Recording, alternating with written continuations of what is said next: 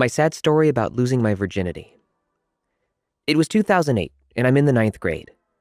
The last bell rang the sound of freedom to start the weekend. I walk out into the hallway, and my girlfriend's best friend hands me a note and swears she didn't read it. I get seated on the bus, and I open the folded note that I still today have next to me.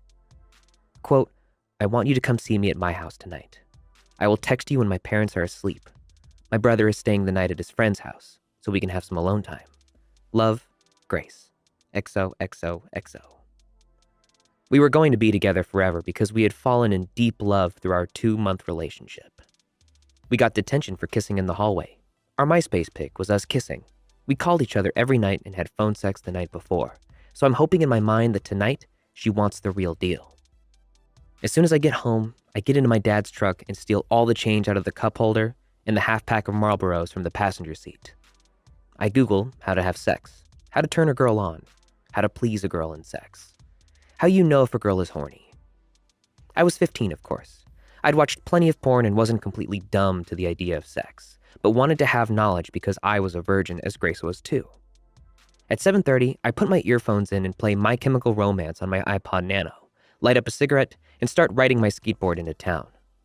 Flipping my long hair so I could see, I head into a gas station and grab a box of condoms and lay them on the counter and start counting out $3.85 or something like that with my quarters, dimes, and pennies. Yes, I was broke. A voice behind me said, at least you're buying those and not diapers.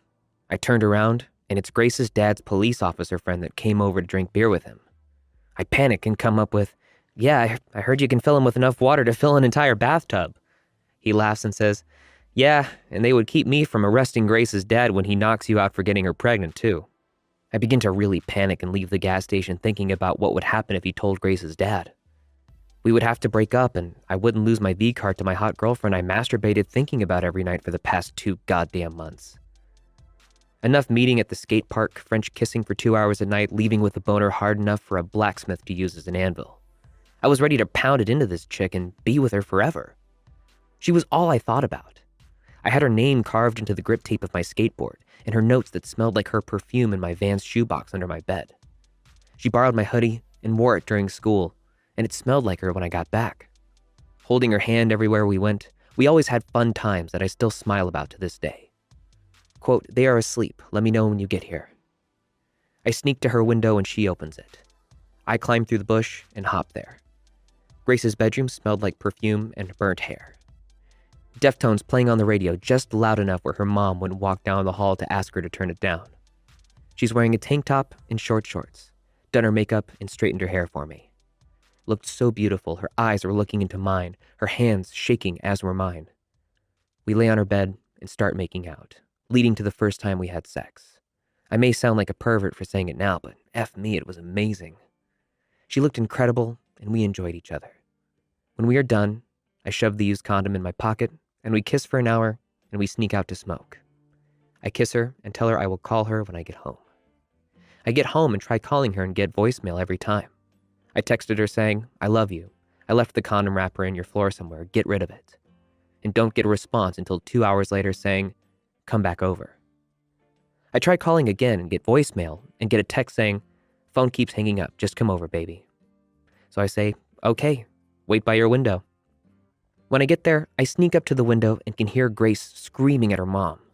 I get ready to hide on the side of the house when I'm slammed into the ground and held down. Boy, if I ever see you around my daughter again, I will beat the S out of you. Get the F out of my yard. He picks me up and pulls me by the arm until we are in the road and shoves me and makes me fall. I look back and see him pick up my skateboard and sling it way above me, and it hits the road far away from me. I grab it and I skate like I had an effing tiger chasing me.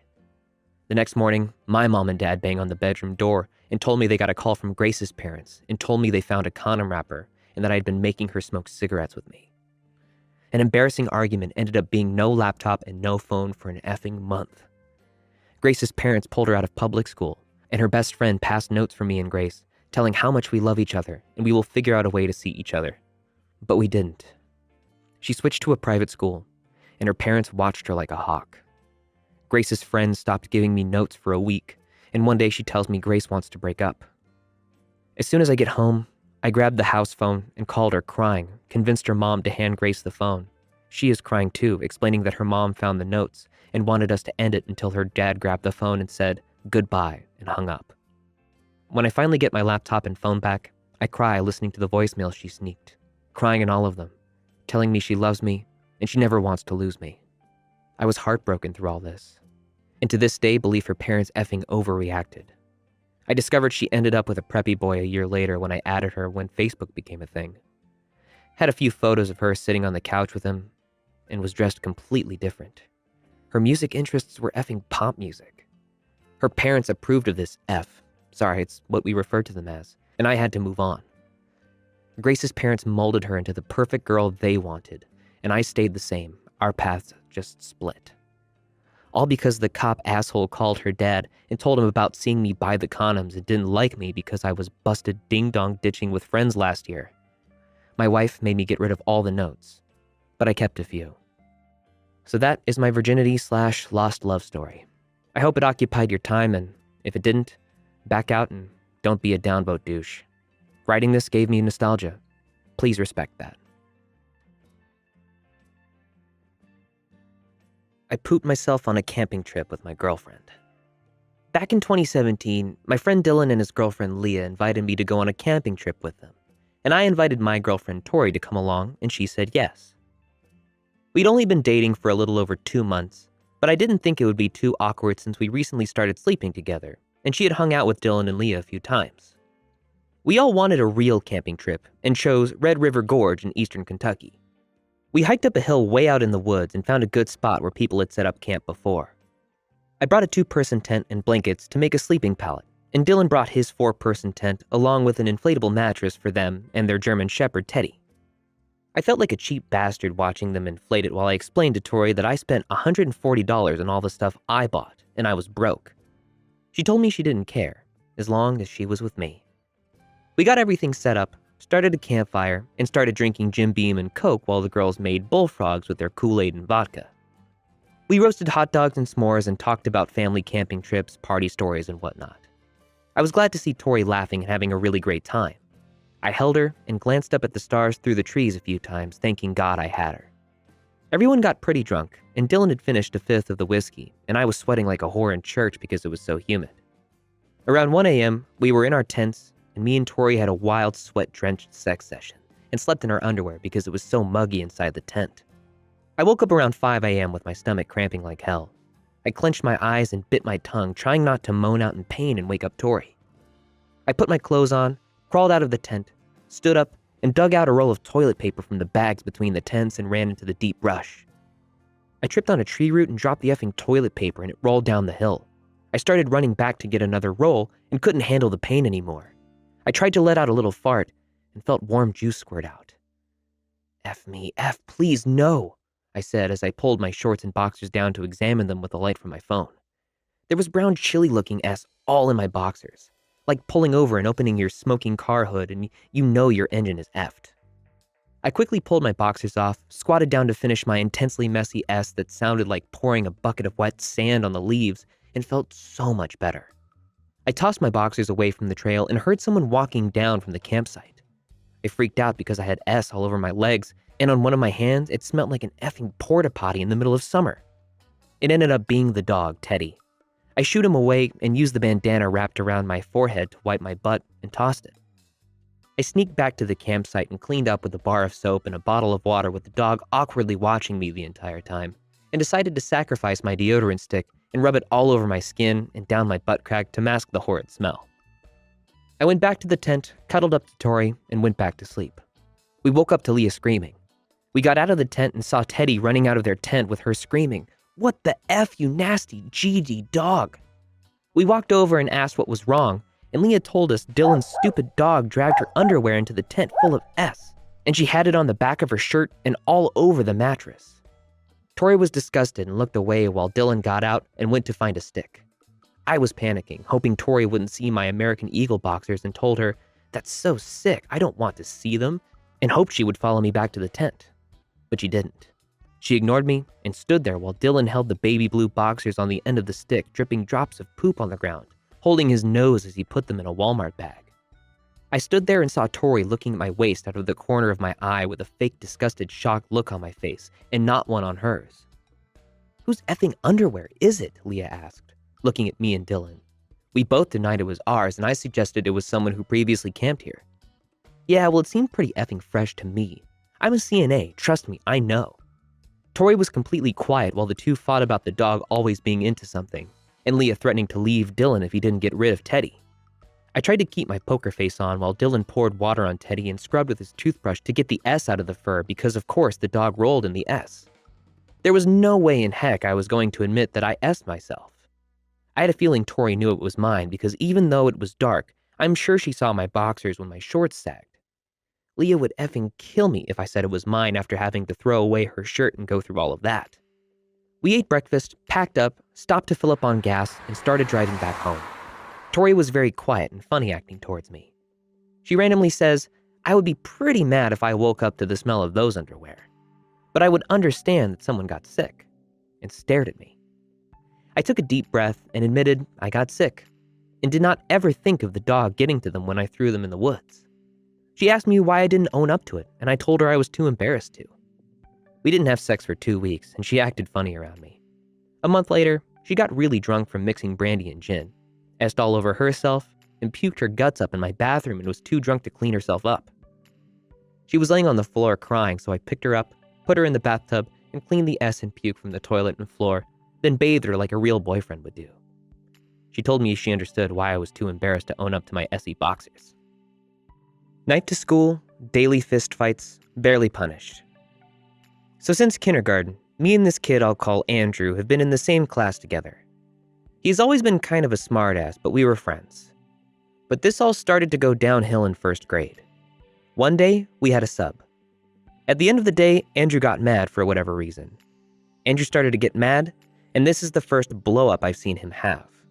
He started throwing his desk in the air, really kind of just tipping it, and knocking some of the things out of it. The sub didn't really do anything from what I can remember. I thought this was a one-time thing, but 8-year-old me was wrong. On several occasions that weren't serious enough to remember, Andrew lost his S. In first grade, our class had to take a test to see if we were gifted or not. Of course, Andrew was gifted, and so was I. In second grade, there was this other gifted kid in our class. It was a gifted cluster class, so a pretty large chunk of our class was probably gifted, that both me and Andrew were now friends with, who we'll call Dylan. Dylan stayed in our class from then on, now 5th grade. He's also had to deal with Andrew's S. Let's skip to 4th grade. This was a pretty uneventful year. Now, there's this kid who lives on Andrew's street. Let's call him Brad because he was kind of a D.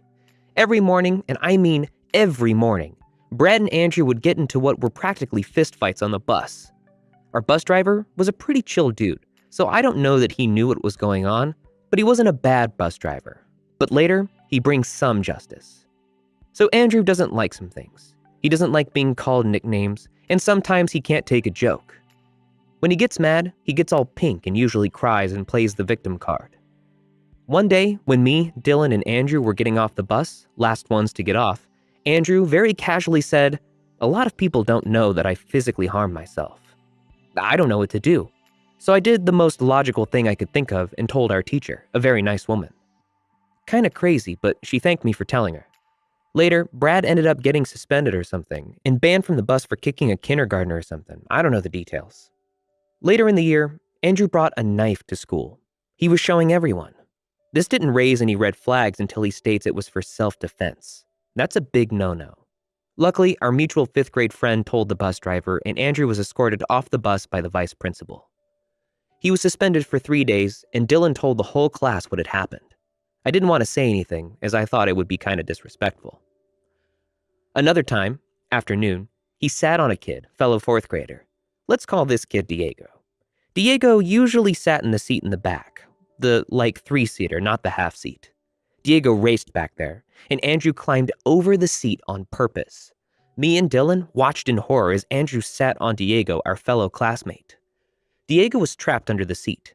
Andrew was yelling against our reasoning that he should get up as everyone in the last few seats, mainly me, Dylan, and Diego, were basically pleading with him to get up. That's when the bus driver comes back and gets Andrew to get up and the vice principal comes on. I don't know what Andrew said, but he started doing that angry cry I mentioned earlier and was escorted off the bus along with his pre-K sister who was not involved. Andrew wasn't suspended, but he wasn't allowed to sit next to Diego after that. Thankfully, Diego was unharmed. Diego wasn't in our class this year, luckily. Even later in the school year, I saw Andrew on a Google slide. This was the year our city put Chromebooks out in schools. That was basically about how much he hated himself and what he thought was wrong with himself. I didn't end up telling a teacher as I didn't know how to do it. I tried to, but it just never was the right time. Eventually, Andrew was put into weekly therapy. He told me and Dylan first, which we were happy about because he clearly needed the help. I also decided not to share this with anyone, as I thought it was a pretty personal thing and not my business to be sharing. Andrew told everyone in the grade, but I didn't really care, as it's his business to do what he pleases with. But that was last year. There was still another year's worth of BS to write. So there was an opening for safety patrol. Only 4th and 5th graders could apply. Me and Andrew both got in. We were in the first rotation. There were too many applications, so it was split between 3 sets of us throughout this year. In like our 2nd or 3rd week in, background, we came to class like 5 minutes late because that's when the bell rang for us to get to class. He stomps into the classroom, throws his badge and sash onto the floor, and is crying/yelling about how he's done and wants to quit. Our teachers took him outside, cooled him off, and a few days later, another 5th grader took his place. Neither me nor Dylan nor anyone else knew what happened. He had the 2nd grade hallway and where parent pickup and daycare go. I don't even want to think about him yelling at some poor child who's on the wrong side of the hall. So by this time, me and Dylan were pretty much done with his S. You may be thinking, why not just stop talking to him? But it wasn't that simple. He's a good friend, and I don't want to die to call him out on his S. So at the beginning of the year, us 5th graders have to take another gifted test to make sure we're still smart, and the 3 of us were still gifted. In our area, there is a gifted school that was recently built. It's like the K-12 or something, and gifted students were allowed to apply. I'm surprised that Andrew can still ride our bus, let alone apply for the school, but whatever. So our group of like 6 gifted students, me, Dylan, Andrew, a kid we'll call Steve, important later, another girl in our class, and another girl in our class who also doesn't like Andrew, all go to the special programs room to take the test to apply. There were some 2nd graders doing some tests too, and 3rd graders taking relatively the same test, just a little easier. So we get these booklets and we got like 10 minutes, also important, to complete a section and a bubble sheet thing. And there are 9 sections that we do on our own. But we as a group need to wait to continue.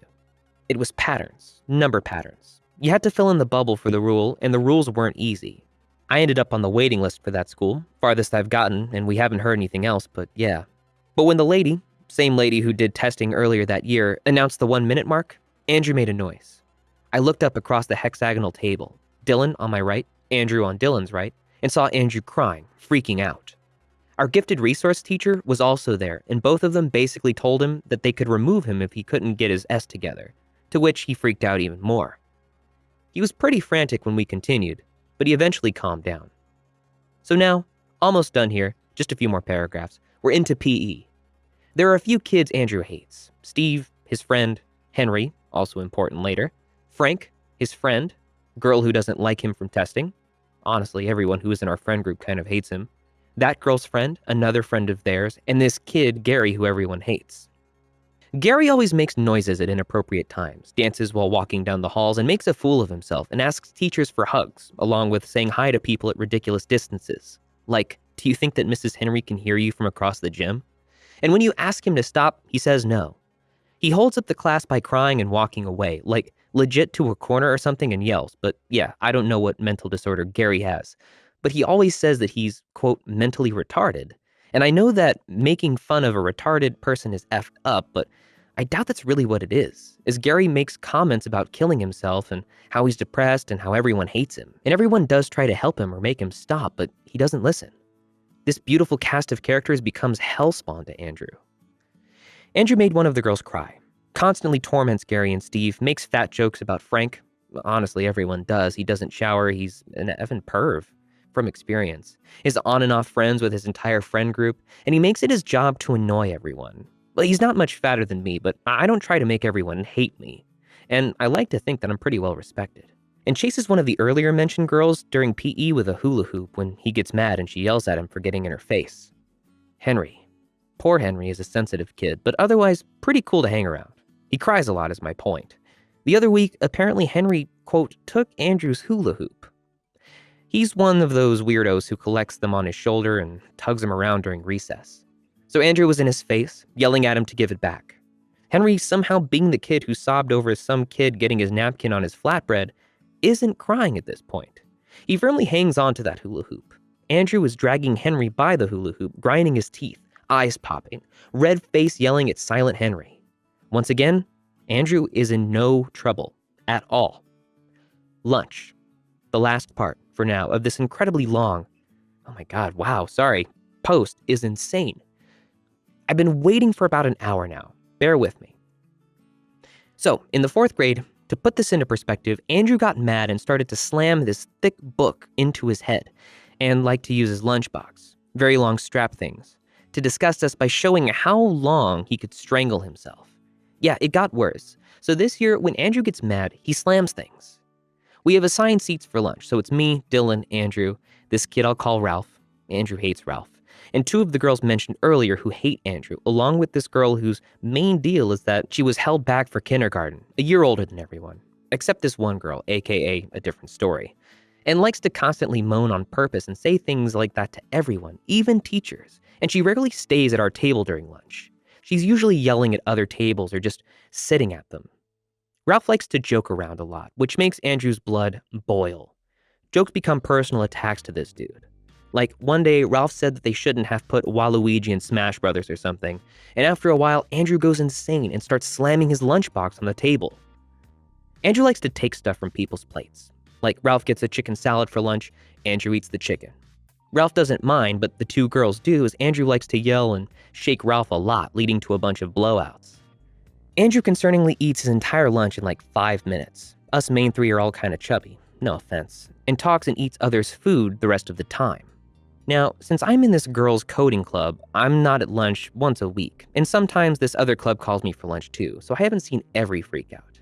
Apparently, the other day he broke the glass thing, the table number card holder thing, and a chunk flew off while I was at one of my clubs.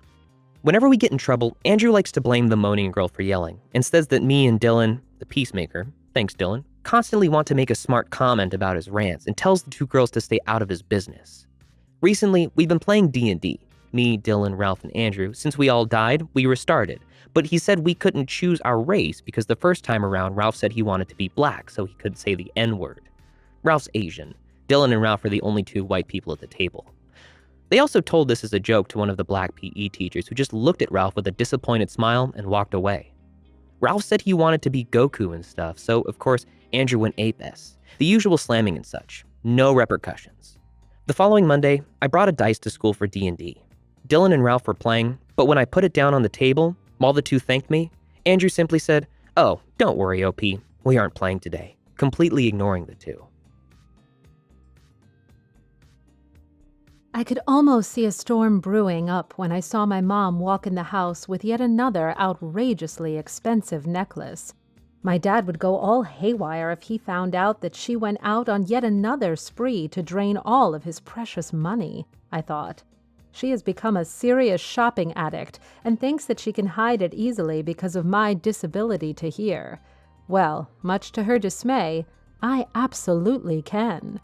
When I was about 7, I developed a rare ear disease, due to which I couldn't hear anything by the time I reached the age of 10. We tried numerous treatments. Consequently, I underwent through several surgeries, but nothing really seemed to work for me. I was distressed. I knew life wouldn't be easy anymore, and I was petrified of the huge expedition in front of me, which was learning sign language and reading lips. I felt like my life has been turned upside down when I found out I couldn't go to the school every normal kid does. Yes, you guessed it right. I had to get enrolled into the school for children with sight and hearing disabilities. I'd be lying if I said it didn't take a toll on me. One day, I was so tired of limitation imposed by my disability that I started crying heavily. I fell to my knees with my head held between my hands, drowning in the river of my tears. My broken dreams and newfound anxieties would haunt me in my sleep. I was not ready to admit that I couldn't listen and jam to my favorite Fleetwood Mac songs. But I still had some luck left. God gave me good friends. It was just another regular stressful day until I saw my friend Macy rushing towards me with a bright grin on her face. She engulfed me in a hug. I was slightly taken by her strange behavior. "What's up with you today?" I asked. She nudged my elbow and pulled me to a side, whispering into my ear, "I have something for you." She had sparked my curiosity. "What's this device in your hand?" I asked. "This," she laughed, "it will change your life." "Congrats! You can finally hear, my love." I would never believe her if I didn't try it for myself. Yes, I could hear everything. I could finally listen to Joni Mitchell as much as I wanted. I felt my feet lift off the ground. I was enthralled. I decided to be coy about it and didn't tell my parents a word about it. I couldn't believe that my parents didn't buy me a hearing aid despite seeing me struggle intensely. I felt betrayed, that too by my own parents. It felt unreal. They couldn't understand my misery. I talked about a storm earlier. So one night, my parents got dressed up for a party. My mom put on her twinkling necklace and clingy black dress. Both of them looked dapper. It seemed like they were going to a fancy party at an elite's palace. I was bewildered. When did they become so rich? I asked myself. At this point, I couldn't care less. I grabbed some snack and went to watch TV. Netflix and chill, you call it. All of a sudden, I heard someone banging on the door heavily. I slightly panicked, but decided to hear the door anyway. I ran to see in the CCTV my parents had recently installed. I saw a middle-aged woman in distress. "Yes?" I asked. "Open the door, please! They're after me! It's Tracy! I'm in trouble!" She looked like she genuinely needed help, so I opened the door and let her in. Her eyes were sunken in. She had huge bags underneath. It appeared as if she hasn't slept for days, her lips chapped and dehydrated. She kept asking me questions about some necklaces and my parents' whereabouts. I somehow told her I couldn't hear and left the room to bring her some food and water. She ate and continued thanking me profusely. A few minutes later, she retired to my bed as suggested by me, and within few seconds she dozed off to sleep. The sound of my parents quarreling snapped me out of my daze. I rushed towards them. "Why aren't you asleep, Emily?" my mom asked me. I sighed and asked them to follow me to my room. That is when I saw the color draining from their faces. They shrieked, "Why did you come here, Trace?" My mom's voice echoed through my room. "We are in turmoil," I thought to myself. My dad made up some lie about Tracy's relationship with my parents and instructed me to go sleep in their room. I know eavesdropping is a bad thing, but I was not bothered. I still tried listening to my parents talk. I realized my friend Macy wasn't lying when she said, "This device is extremely high-powered because I could hear some men talking. We can't keep waiting for her here forever. They may call cops on us. We should leave." The huge black Mercedes drove off swiftly. Soon after, I heard my parents sneaking out of the house. I ran up to the huge window and couldn't believe what I had seen. My parents were sure hiding the truth from me. They met a guy in front of Tracy's car. He handed them red boxes. "We'll put them in the lock room." I was dumbfounded. Did we have a lock room in our home, or are they talking about our study? I had to find out, so I tried to hide somewhere they couldn't see me. My dad went to his study, followed by my mom. My dad removed his hand-knotted vintage rug, and I wish I prepared myself for this moment, because beneath the rug was a door to a basement. It would be an understatement if I say I was stunned. The room was stacked with cash and red-colored velvet boxes. My eyes shone as my mom opened few boxes. The diamonds and jewels lit up the whole room. I gasped and rubbed my eyes in disbelief. I heard my mom say, "Let's wrap up this matter tomorrow. We'll have to do something about Tracy. She can cause us some heavy trouble." I was confused. What are they hiding from me? How do I find out? I was exhausted. I was hyper-aware of my surroundings, so upon feeling slightest disturbance near my dad's study, I was up on my feet and marched toward the room. As I opened the door, she gasped, her mouth ajar. She panicked and tried to make excuses, and suddenly I felt a shift in her expression. Her lips upturned in a soft smile, and with that she came closer to me. "You've been so kind to me," she said, while stroking my hair. In a matter of seconds, she pushed me into the basement and closed the door. She knew the passcode for this safe room? I shrieked. I couldn't believe how naive I was. Now it was me in that room, all alone, crying and knocking on the door hastily, but no one heard my cries. Few seconds later, "Tracy is gone. She ran away," I heard my dad say through my hearing aid. My mom wailed while I could imagine my dad had his head in hands. He was furious at my mom. "You said Tracy was your good friend? Would you like to rethink about it?" my dad said, gritting his teeth. "What are you going to tell our boss Alex? He will not be good to us. You are one to blame," said my dad. "Do you want more of those blindingly shiny neck pieces?" My dad continued attacking my mom with snide remarks. I could only hope my parents would realize I was missing, but they didn't. So I sat on the floor of the room, soaking up the warmth from dim light of the room. I was surrounded by heaps of cash and boxes filled with jewelry. I didn't know my hearing device could catch the lowest and highest of the frequencies. I heard buzzing sounds. I figured out it was the boss Alex my parents were worried about, the same guy I saw in the black Mercedes. I thought my parents would finally come and look for me. The bell ringing snapped me out of my haze. I figured they were inside my house. They were demanding about Tracy and her stuff. Her stuff? I questioned myself. I could hear their footsteps approaching toward the study. Saying my prayers under my breath, I was ready for the relief. My parents opened the door of the room. There were two guys dressed in black standing in front of me. Their eyes lit us at the sight of cash and load of jewelry. Right when they were bussing looking inside, my parents shoved them inside and locked the room. I quickly hid behind the bags, hoping they won't notice my presence. But they did, and a shriek left their mouth that shrilled throughout the room. They were terrified. For a few seconds, I couldn't understand it, but eventually got a hang of it and decided to play along to what they were thinking.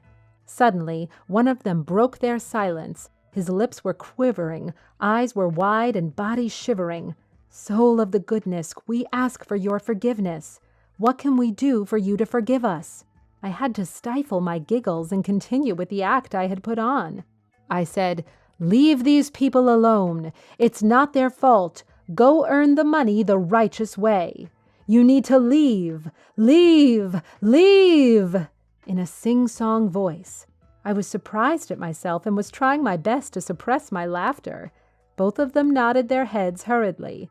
I think God answered my prayers, and my parents opened the door of the room. Both of them hurried out and ran without even looking back. They were definitely running for their lives.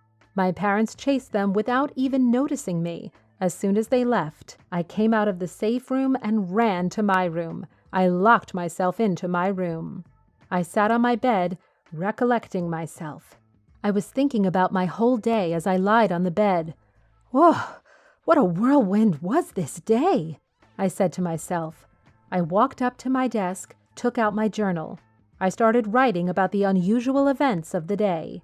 It is sure something to remember for the rest of my life. Why would my parents lie to me? And why were they doing this? I pondered over the situation. I finally understood that they were doing illegal business just to feed their hunger for money. I felt ashamed. How can they be so selfish? They were buying those second-copy jewelry and selling it to the men I encountered earlier, who sold them ahead in black. I was in a state of shock. I thought we were poor, and my parents made money through blood and sweat. Since my dad had a small job in the corporate and my mom was a housewife who stayed at home and played dress-up every single day of her life. I heard the door closing, which signaled me that they were finally inside. I came out of my room, pretending to rub sleep off my eyes. That was the moment my mom turned toward me and gave me a sympathetic smile. I feigned unawareness about the situation and asked my parents if they could buy me a hearing aid, to which they blatantly refused. I couldn't believe my eyes. My heart said to confront them about the heaps of money they've been hiding underneath the ground, but my mind said to remain silent, and perhaps this was the reason why they want me to stay deaf. Nevertheless, I had learned my lessons. Do you sometimes wish you could forget some days? Skip them or just play rewind on the awful clips of your life? The pain and the stress sometimes make you unfocused. Your vision goes blurred and mind all hazy. Well, it was exactly one of those days. But first, I'll give you a little background about me. I'm Natalie. I am 14 years old. I have recently started going out with a boy from my school, Harry. He's a dream come true. He has asked me to be his girlfriend a few weeks ago. My mom passed away when I was 6, and I was brought up by my dad, who is extremely hardworking. My dad is a mechanic and leaves home at the crack of dawn. It was a Thursday morning. My dad had already left for work. I was in deep slumber when a shooting pain in my stomach jolted through my entire body. It was hard for me to breathe. It took everything in my body to get up from my bed. My dog was watching me with the bleary eyes, and I wondered, why can't he do something? Can he see my agony? After the struggle, I finally grabbed hold of my phone and called 911. The dispatcher was kind and understanding. She was quick to send me help. Finally, they arrived. The sound of the ambulance alerted my dog. My dog bolted towards the door and started barking continuously. As a result, they broke the main door and took me to the hospital. I opened my eyes to a scrupulously spotless hospital room. Beams of sunlight filtered through the window. "Relax, honey," I heard a soft voice whisper. It was a nurse. I sighed and tried to relax. Within the fraction of a few seconds, I glanced at my stomach, which made me panic. It was swollen to the size of a hot air balloon. I started questioning myself. "What is this?" I asked myself repeatedly. It took me a fine moment before it dawned upon me. I let out a huge gasp. Am I a 14-year-old growing a real-life baby in my tummy? Am I going to become a mother? I cringed at the thought, but the sight of my growing stomach only confirmed my realization. "But I've only had my first kiss with Harry a few days ago," I said as I tried to gather my thoughts. "This can't be true." I started crying relentlessly. My shrieks and cries grasped the attention of the nurses. They looked at me and started laughing. Their laughter overshadowed my agony. Their shrill laugh made my head spin, which came to a halt when I heard a sudden knock at the door. A feeling of relief washed over me as the person behind the door was my affectionate father. "Dad, I've missed you," I breathed. My dad had a shabby appearance. His eyes were sunken in with huge eye bags underneath. I was slightly confused. He rushed towards me and engulfed me in a hug. He ignored my growing belly, but when he saw, he gave me a smile. "I can't believe I'm going to be a grandfather." I was taken back. Why is he behaving like that? I pondered. That was certainly not the reaction I was expecting. "We have to get you out of this hell," said my dad. "Why?" I questioned. "They are not good for you." It would be an understatement if I say I was bewildered at how my dad was behaving. The nurses started laughing out of the blue. Laughter echoed through the white walls of the hospital room. It made my dad lose his temper. He started yelling at them. Suddenly, made his way towards me and picked me. He detached the tube of the drip out of my arm. I gasped due to the sudden discomfort. His actions alerted the hospital staff. The nurses called the security and they took my dad away. They prevented him from seeing me afterward. In the next few minutes, the same intensity of pain ran through my frail body. The nurses injected medicine into my body and asked me to relax. "You'll be all right, darling," comforted a nurse. I threw up multiple times that night, which consequently made me feel better. They gave me a few pills to make me fall asleep. Later that night, I woke up due to a disturbance in my room. I was shocked to see my dad in my room. He had his hand over my attendant's mouth. I was petrified. I had never seen that mysterious terror in my dad's eyes. He was unrecognizable in nurse scrubs. Anyone could be easily fooled by his new persona. I didn't know what to do. But I knew one thing. My life was in danger. He hurriedly put me in the wheelchair, ripping away the drips. "Dad, stop! Dad, you are hurting me!" I let out a faint, incoherent cry. "Shut up!" Dad yelled. His eyes were bloodshot red, skin pale and lips trembling. I closed my eyes momentarily and a whimper escaped my mouth. What has come over my dad? I wished my mom was still alive. Is it too much to ask for? I thought medicine and illness made me emotional. I hated that feeling. My dad took a hold of my wheelchair and rushed through the bleak hospital hallway. He greeted the doctors and hospital staff in a sing-song female voice. I never knew my dad had astounding acting skills, but similarly, I didn't know anything about him, did I? I questioned myself. I never knew I had to see the day I'd have to see his facade slipping away. But here I was, being escorted by my dad dressed in nurse clothes. Life is so strange. It was too much to process for my 14-year-old brain. A doctor stopped us at one point and requested my dad to join him for his daily round at the children's ward. My dad pushed my wheelchair in a vacant hospital room and left me to help the doctors. I was surprised.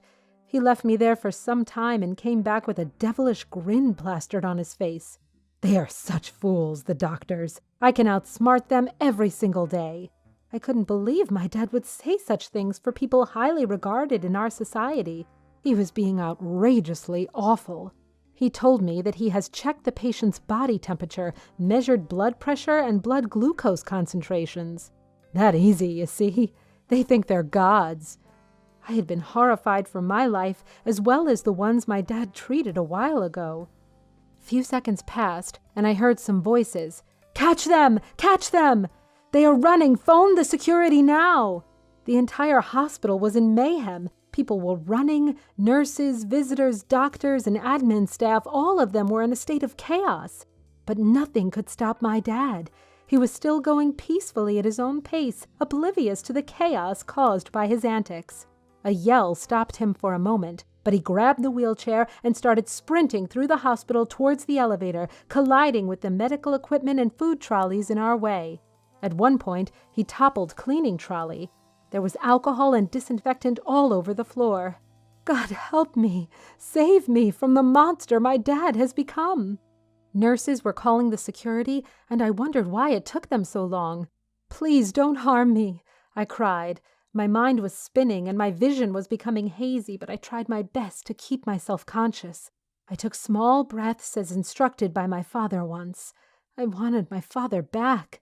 Where did you go, Dad? Please, what has happened to you? He blatantly ignored my cries. Finally, we reached the elevator. My heart was pounding hard against my chest. I had streams of tears running down my cheeks. My life was at risk because of my father. Is there anyone more unlucky than me? I questioned myself. I hope not. My dad pushed the buttons to the highest floor. We'll put you to sleep forever. These doctors are no good for your deteriorating health, he whispered in my ear. For the first time in my life, hearing my dad's voice caused shivers to run through my body. I always found his voice soothing and comforting. I was certain he was possessed or something. He was behaving like a hysterical madman. Not only that, but he also didn't care about his blood, me. We reached the 40th floor. I was frightened. The doors of the elevator opened. Luckily, the security guards reached before us. His face lost its color, his eyes were wide and his body shaking. He was panic-stricken. In a matter of seconds, he pushed me towards the security guys. I was grateful they arrived on time. I didn't even want to think about what could have happened if they didn't come to rescue me. My dad went hysterical. He was mocking them. He was making animal-like noises. Catch me if you can. He looked like a kid has taken away his favorite stuffed toy or candy. Let's have kids. Kids? I questioned. He sure had some mental issues. What could have happened in a span of night? I didn't know. He ran towards the stairs with guards following behind him. I was left all alone on God knows what floor. I screamed and cried for help.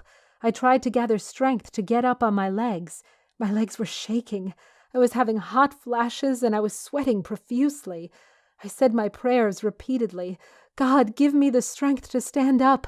Put me to my feet. It took everything in me to get up. I gripped the sides of the wheelchair tightly, trying to stand up. Finally, I got up. I couldn't believe myself. I let out a scream. I yelled, "Hurrah! I can walk!" With that, I went inside the elevator. Despite Dad's questionable antics, I still loved him. Why wouldn't I? He had brought me up with all the love and affection in this world. I was the luckiest kid with the most affectionate and caring father and an adorable little pup. Oh, my pup, you must be hungry. The thought of my puppy all alone in my house saddened me. I stopped at each floor to help my dad, but couldn't see him anywhere. I screamed his name each time, but my efforts proved to be useless. At the 7th floor, I finally saw him. But what I saw made my head spin. I couldn't believe I saw that with my own eyes. My jaw went slack. I thought I was daydreaming, so I pinched myself again and again. It was my dad getting into a fight with someone who was also my dad. I was shocked. My dad was wearing his work clothes. They were greasy. Couldn't contain my emotions and thoughts. It was the moment I passed out. When I woke up and saw my loving dad next to me, feeling of relief washed over me. My dad gave me a warm embrace. I couldn't stop crying. I was so scared. Do you know what has happened? Please, Dad, I need to know. He told me to relax. He told me that guy was a criminal who had run away from jail. He was taking revenge on the hospital. The hospital had sent him to jail because he took part in criminal activities taken place at the hospital a few years ago. He resembled my dad, which is why I mistook him as my dad. In addition to this, I ate too much Chipotle, which caused food poisoning. I needed emergency treatment, which I received promptly. My dad brought me my favorite tomato cream soup and kissed my forehead. You're safe, my kid. My first kiss was underwater. I was 15 years old. The school year came to an end, and the class had a semester party to celebrate. I don't normally go to parties during high school, being the awkward kid that I am, but what the hell? Another school year ended, and the venue for the party was near my village, so I came and went. It was a pool party, and while I was hanging out with my circle, one of my classmates went up to me asking if she could borrow my shirt because her two-piece bathing suit was too revealing. This girl is one of the prettiest and smartest students in the school campus, and I kept wondering, if she really were that smart, she would have thought of bringing an extra shirt, lol. But that's where it all started. I gave her my favorite orange shirt that I'm wearing at the moment, because I'm a dweeb and she's a school princess. She gets everything she wants. As I was about to leave, because I really don't have a thing for parties back then, she wouldn't give the shirt back and insisted that I go back to the pool and drink a little bit more. I declined. So she used the old trick of getting help out of the pool, and when I took her hand, she forced me back into the pool like a mother F. She laughed, and I did too. We knew each other for 3 years, but we were never really close friends. As we made small talk, we were getting farther from the ledge of the pool and into the deeper part of it. I was taller, so when she couldn't reach the floor, she climbed on my back. When the topic swayed to her giving my t-shirt back again, she refused, again. I told her I was going to drop her off so she would drown and die a horrible death if she wouldn't give me my shirt. She refused again. And I did drop her for a brief moment and picked her up again. This time, in a way that she's hugging me now. I laugh, and she did too, saying I was a jerk while her hand was at my neck and her head was laying on my shoulders. She then very much insisted on me staying for a little while so she could still wear a shirt to the pool party. At this point, I was so confused, and for a wimpy kid like me to even be hanging out with a girl like her is something I cannot comprehend, and she's clearly not that drunk. So, in the spur of the moment, as we were having a good time with the back and forth discussion about the shirt thingy, I just man up for whatever reason and proposed her a deal. I shakingly said, I'll stay so she could keep wearing my shirt. Only and only if she would kiss me right there and then. She let out an absurdly cute giggle and just nodded at me while smiling. And she returned her face to my shoulder. Man, I was so head over heels for her at that time, and I was really struggling to act cool despite being surprised by her gesture. We were both whispering at this point, and after a brief moment of awkward silence, we both agreed that we can't do it right there and then, seeing as some of our classmates were already staring at us. I jokingly suggest we went to the bathroom, but that would be way, way obvious. She, on the other hand, recommended that we simply went for a dip and did it underwater. And so we did. She slipped from our hug and dipped first. I exhaled before shortly following her deep into the pool. I saw her blurry face slowly going for the kiss. As our lips touched, her body fell into mine. We were floating sideways underwater while making out. My first kiss was one for the books. The girlfriend experience. Times were tough. It was no secret I was miserable. A cloud of gloom followed me everywhere, including my job. A relationship breakup like mine would put anyone to the test, and frankly, I was failing it. Still, I had bills to pay, and it wasn't going to help if I gave up and stopped getting out of bed. Each day I dragged myself to the office and go through the motions like a zombie. I know my performance and attitude suffered, but I didn't care at the time. Much of the occupational grief and aggravation of the 9-to-5 grind involved being employed so a person could afford nice things and have a fulfilling relationship with a significant other. Once the relative rewards of that dynamic went out the window, so did my motivation to work. I guess it's a testament to my ability to do my job well that I wasn't fired outright after I went off on a difficult client. Behavior like that was a threat to the corporate bottom line. Obviously, they didn't want that. Apparently, they didn't want to let me go either. Instead, management tried a very unorthodox tactic, which I only found out about much later. They actually hired a temp to romance me and boost my ego. It's called the girlfriend experience because it is supposed to feel real. It's far more than paying a person to be intimate with me. That stipulation wasn't even in the contract. Legally, it couldn't be. They just paid her to pretend to be infatuated and smitten. How she managed to achieve that artificial flattery was her business. I must say, it totally caught me off guard. In all fairness, I might have recognized the snow job a mile away if I wasn't deeply sad and emotionally vulnerable. Instead, I ate up the attention with a spoon. They were smart enough to not hire a supermodel. They found a lady that was probably in the top register of who I might have had a chance with in real life, if I tried really hard to woo her. Not that I had to, mind you. She was the definition of a ringer. I gotta say, it takes a certain skill set to seduce a person with that level of believable sincerity. I totally fell for it. They brought her into the office and assigned her to assist me on a big account. At first, it pissed me off. I didn't care that she was attractive and working extremely closely with me. I resented the idea of having to hold anyone's proverbial hand and training her to be actually helpful. To my relief, she was a quick study and eager to learn. Knowing what I know now, I still marvel at the theatrics and lengths the company went through to insert this woman into my life. It is kind of flattering to know they orchestrated the whole thing. I know it was only about the money I normally brought in, but it makes me feel damn important. Missy was coy at first, respectful and aloof even. She maintains a polite distance while giving off a slight smitten vibe or schoolgirl crush. Like a big knucklehead, I swallowed the performance hook, line, and sinker. The truth is, I wanted to believe.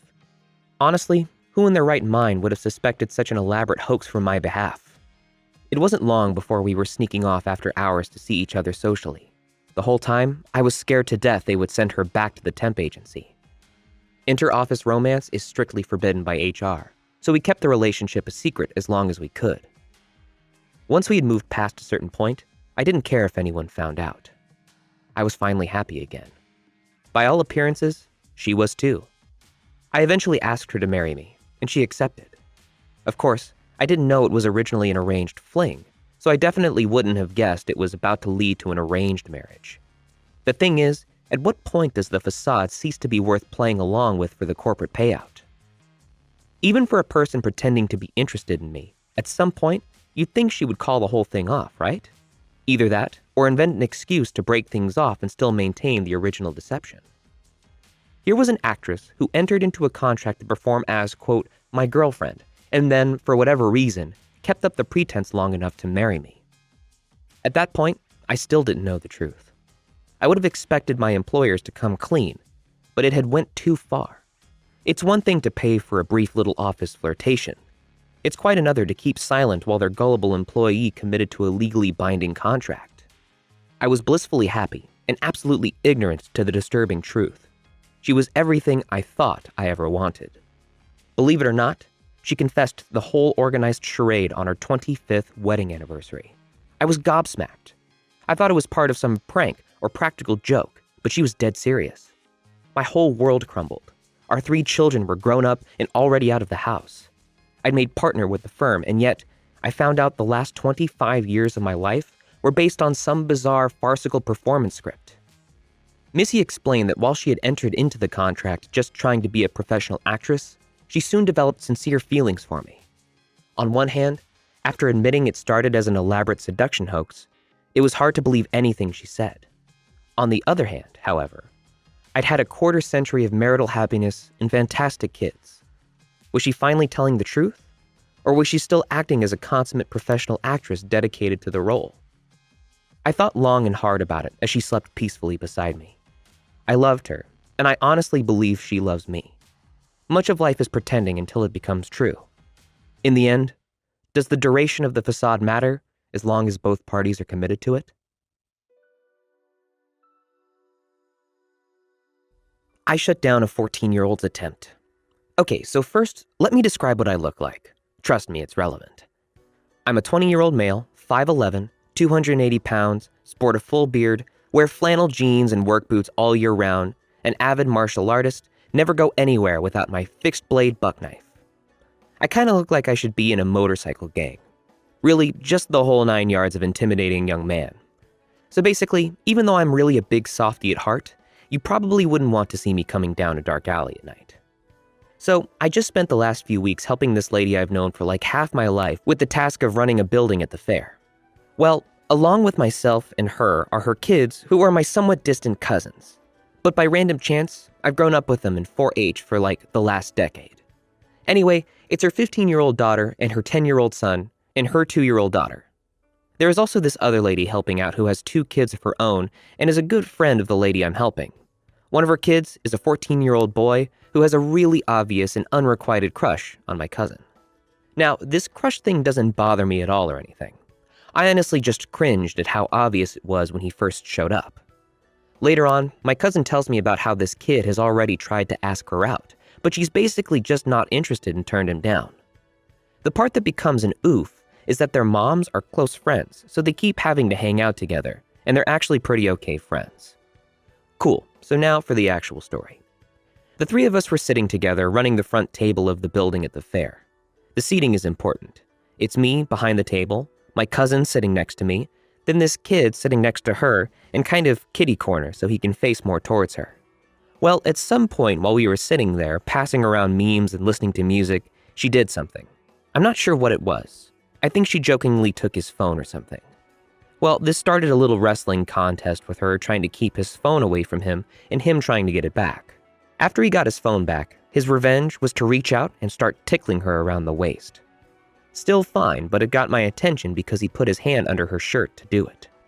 That was sort of a yellow flag for me, and I decided to keep an eye on where this was going. He pulled back from the tickling. I could see the wheels turning in his horny little brain. Let me be clear that I recognize this because I was once a horny little shit of a teenager too.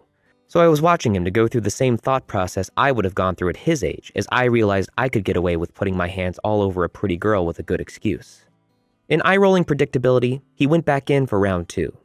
This time, doubling down on the personal space invasion. I've had enough of this to turn my head away from Reddit on my phone and dramatically raise my gaze to look him straight in the eyes from underneath the edge of my westernish-style hat. He catches my eye. She is laughing and bent over and fending off the tickle attack that I don't think she understood the significance of. So she couldn't see either of our faces. At that moment, while he's looking my way, I narrow my eyes ever so slightly with a slight frown. The message is sent and received loud and clear in the ancient language of manliness. Son, you might be getting away with this by her standards, but I understand what you are doing and I don't appreciate you trying to feel up my little cousin right in front of me. If you know what's good for you, you'll get off this train at the next station. The look on his face was priceless. A half an ounce each of shame and embarrassment from realizing that he wasn't as smooth as he thought, mixed with just a quarter ounce of terror at realizing he was on the wrong side of someone who looks like me, and just a pinch of fear that I might say something that would put all of this out in the open. Well, it was a delicious drink. He pulled his hands away from her so fast that I wouldn't have been surprised to hear the sound barrier crack. We then had a silent moment where his expression said clearly in that same old language, "Oh, S. My apologies, mister. I won't let it happen again, and certainly not in your presence. Could I beg you the kindness of not destroying me physically or emotionally? Please have mercy." I allowed him to quietly get out of this one, but not before sending the message back that he would be allowed this mistake, but would not be given another chance to get off so easy. Overall, I'm actually way more proud of this than I have any right to be. The girl has been something of a surrogate sister to me, so I definitely felt like a big brother looking out for his little sis. And if you are thinking I might have been overreacting and making something out of nothing, I made a comment about this to her later, and her response confirmed that my read of the situation was right on the money. Too long, didn't read. Little perv tried to feel up my little sister right in front of me because he thought a tickle fight was good enough cover to get away with it. I silently intimidated him into stopping with nothing more than a glance in his direction, and I'm proud of myself for it. Gorgeous girl. Junior, 17 years old. Math. 3rd hour. I walk into my new class like I did for all my new classes. Nothing special, but I was lucky enough to get 5 to 6 of my friends sitting around me. Most of that class was spent playing video games on our laptops because our teacher was just awful at teaching. Almost as if he tried to teach assuming that the class already knew the material. Like what? How are we supposed to know how to do the problem if you've only shown one example and had already erased it? Ugh, he sucked. I could write a whole post about only him, but I have to stay on track because it's about to get interesting. This class was full of a whole range of students, so I'd probably say there were 4 groups that would stick together and talk. The room was kind of separated in quadrants. Our group was in the back far corner and consisted of jocks, a few gamers, and not to sound self-centered, but I would say more quote-unquote popular kids. Not that it matters much, but, well, actually, yeah, that's kind of important, so remember that. To our left were a few of the rednecks and louder kids, but just between each other so they didn't disrupt class or anything. In front of us were kids that were pretty quiet and focused more on math than talking. And finally, in front of us were this group of girls who were all kind of feminists with a few super feminists. When I say super feminist, I mean 2 of them literally said they hate men and white people, so I don't know what else to tell you. These girls were all pretty cool, besides when it came to the political stuff. But I wouldn't say we were really friends with these girls. Well, I guess most of them. There was this one girl who I'll call R that sat right in front of me. R was absolutely gorgeous, so me being me, I would often ask her for a pencil or a question so I could talk to her. She didn't seem to be as enthusiastic about me as I was about her, but I thought maybe I wasn't on my game or something. I was 17. Give me a break. We were also in totally different cliques, so we didn't know each other very well. I had heard things about her and obviously knew her name, but that was pretty much it. Everyone said she was really nice and sweet, and man, did she live up to it. The days went on, but this little thing never grew past classmates. R was just the girl that sat in front of me. Every day I'd go to class, maybe say hello, find my seat, and that'd be it. She wasn't any more than an acquaintance, and that was fine with me. One day I came into class, and sitting in my seat was this girl who I hated and immediately started arguing with me about political stuff. What was the argument about, you ask? Not important. The thing was, though, that this little back and forth turned into a 5 versus 1 when all her friends joined in. Unfortunately, I was the only one in my friend group in my class that day, so I was getting cornered fast. Even my math teacher was getting into it. As tensions rose, so did the emotions. The argument was growing uncontrollably and eventually veered off into a path that had a lot to do with depression and anxiety. This topic was super sensitive for me because I was on medication and hadn't told anyone about it. I'd like to say that at most 3 people knew and swore never to tell. I did a pretty good job of hiding it, so when they started talking to me about the subject like I was some ignorant a-hole, I got pretty upset. This is the moment that R started talking and was being super defensive, and she seemed really knowledgeable of the subject. That didn't change the fact that we were just going off at each other. Gosh darn, that girl really ticked me off. She made everything I said seem like I didn't care about people on medication. Eventually, the argument led to me saying something along the lines of, "You shouldn't have to depend on pills. They should just help your bettering process." R took it as something completely different, thinking I said, "If you take pills, then you aren't really you." She took it really, really hard and called me some names and broke down crying. Stunned, I stopped myself from saying too much more because it took me back so much. I'd never seen R so full of emotion, so I knew maybe I hit a little too close to home for her. I've made girls upset before, but not like that. The arguing stopped pretty soon after, and soon the bell rang. Everyone got up and simply went to their next class. On to something else like nothing had ever happened, but not for me. I was feeling weird about the whole situation for the day and couldn't even really sleep. Is she depressed too? I asked myself. I never met anyone else who struggled with what I did. The next day, I woke up with it on my mind, so I knew I had to fix the little mess I made. When I came to class the next day, something was different. The seat in front of me was now empty. R had requested to change seats so I could no longer just tap her shoulder like I used to. This little variable was enough for me to leave it alone.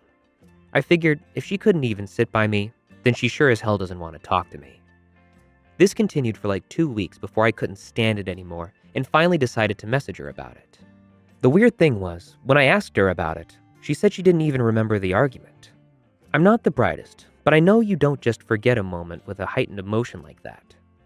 I wanted to press, but instead, I told her to forget about it. Things weren't ever the same with us, and we were left instead with this awkward, hate-filled aura that floated around us when we were around each other. I figured that was all it was ever going to be, or so I thought. Fast forward to the start of senior year, the very first day. I was pretty excited and ready for all my new classes. Each class was filled with more and more of my friends all the way up to my last class, foods/nutrition. It was 2 hours long. As I waddled in a little late, and in front of me were only a few tables to sit at, 3 of the 5 of them were completely full and had a few people I knew, so I was kind of screwed. I looked to my left. There sat 2 super weird kids I did not get along with. Guess that's not an option. I looked right towards the last table and see 2 girls I don't really know, so I start heading that way. But at the last second, I had noticed I must not have seen the third person at the table. It was R. Immediately, I turned around thinking there's no way in hell I'm going to sit by her. Realizing the other table was possibly the worst seat in the history of the world, I looked down, sighed, turned, and sat down at R's table. You could actually feel the uncomfortableness as we made eye contact and both looked down. That's exactly my luck to be put in the situation. Then guess what?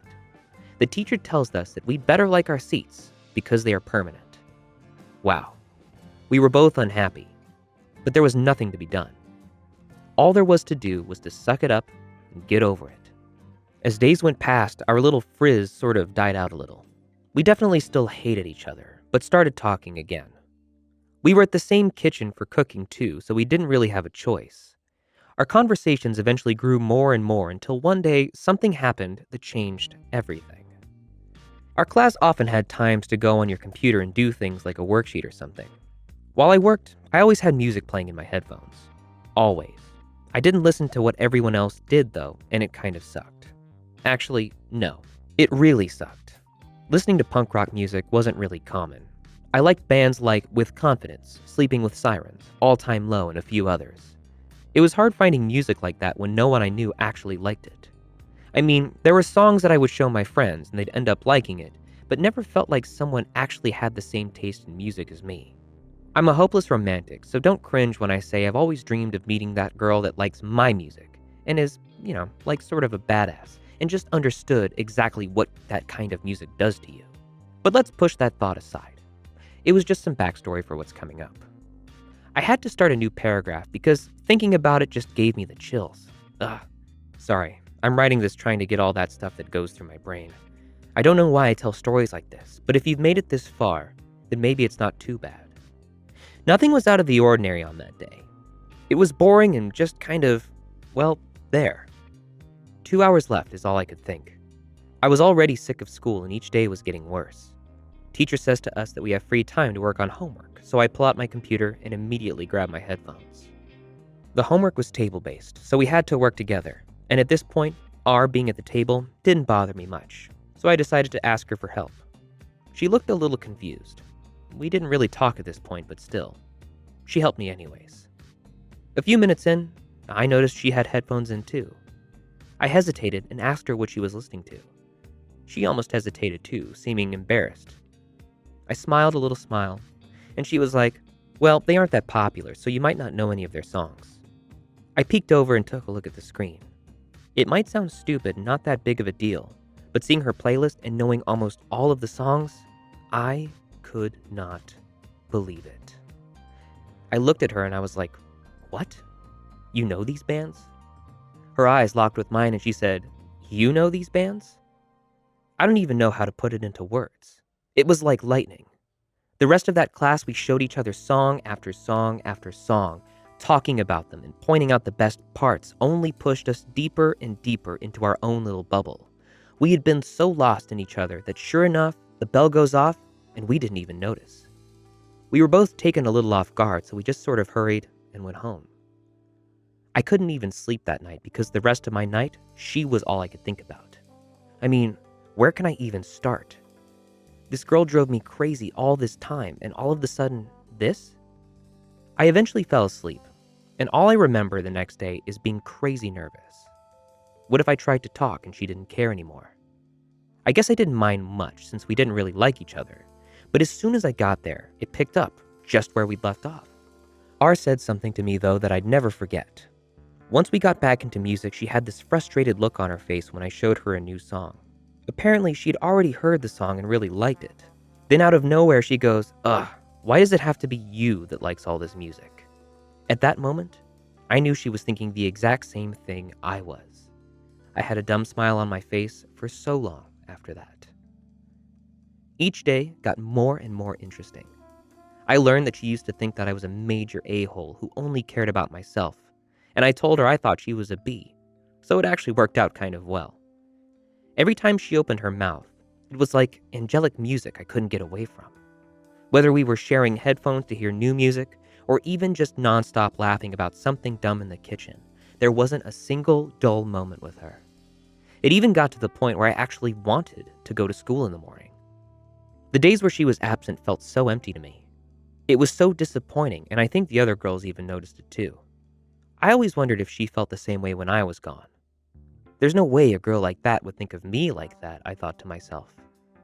I kept asking myself this until I learned that I was taking a class trip and was going to be gone for a few days. The day before the trip, I said to my table that I'd be gone for 2 days, and R immediately had a face of just, I don't know really, sadness? It was so genuine, and she was like, "What? No," but tried to play it off right away after. I smiled at her, and she looked back, and it was like we could read each other's minds. From that point on, I knew we were both in the situation of being drawn to each other with nothing that we could do about it. I never officially said it, but I had the biggest crush on this girl, and I think she had one on me too. There was only one thing that was keeping us apart, something that was way more than enough for either of us to act on. She had a boyfriend. She started dating him in the summer, and they were pretty in love. This guy had been her first everything, so I knew it wasn't some random schlub. Honestly, the guy was kind of a D to her. He'd come to class, pull her shirt up if her cleavage was showing, and just sort of talk down to her. You could see it in her eyes when he hurt her, and it was hard to watch sometimes. I wanted to try to comfort her, but I knew it was pointless. I think he caught on to me and her talking and would stand in between us, even halfway through our conversation, so we'd have to stop. I tried to say as much as I could to her before he'd come to her at the end of class. He was usually the end to our fun every day, but I didn't mind. Even talking with her for a minute made my day. Remember how I said R was really sweet? Well, she was, but she had a side to her I never knew about. Our teacher sometimes played favorites and would let some kids on their phones and others not. On this day, she decided that R was the one to not be on her phone. In less than a second, R had this fire in her that I could almost feel just by looking at her. She snapped back and they got into an argument that lasted only a few words. Those arguments started occurring often, and to be completely real, they made me like her even more. I'd argue with a teacher or two if I knew they were being unfair, and apparently she did too. I don't think I've even told her that I liked it, which sucks, but there's not much I can do now. As the semester drew to an end, I realized things with this girl would never turn into anything. I had gotten a girlfriend, her boyfriend and her had gotten even closer, and we weren't going to see each other in class anymore. The days that we had were incredible, but at the same time so depressing because we both knew that it was going to end. I don't know how we both knew, but somehow we did. As we said our goodbyes, I'd always hoped maybe it wasn't our last goodbye, that maybe once, just once, we'd be able to talk again. I haven't talked to her since, and it's been about 3 years. Although we didn't talk, I never lost hope. I saw her at a party about a year after, but we didn't talk to each other. I looked up to see if she was looking at me a few times, but she never was, so I didn't think to approach her. As a hopeless romantic, I thought to myself, maybe it was like one of those movie scenes where I look up, and as I look away, she looks, and we never get to have the connection I was dying for. That R wants just as bad as me to look. I wish I knew the answer to that, but I don't know if I ever will.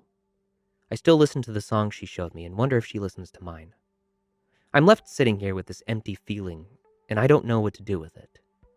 I guess that's why I went to Reddit to let go of my thoughts and quit bottling everything up. So yeah, that's basically my story. A guy and a girl who hated each other that never thought they'd end up being friends. I know it doesn't have a happy ending, but not every story is a fairy tale. Maybe one day, but not today. I wish today. She made my heart melt in a way I'll never forget. And that's enough for me.